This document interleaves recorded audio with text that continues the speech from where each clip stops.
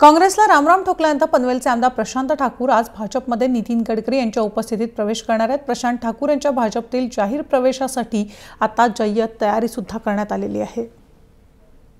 कार्यक्रम करण्याच्या दृष्टिकोनातून सन्माननीय जिल्हाध्यक्ष बाळासाहेब पाटील जी आणि त्यांचे आमचे सर्व सहकारी हे या ठिकाणी पूर्णपणाने मेहनत घेत आहेत।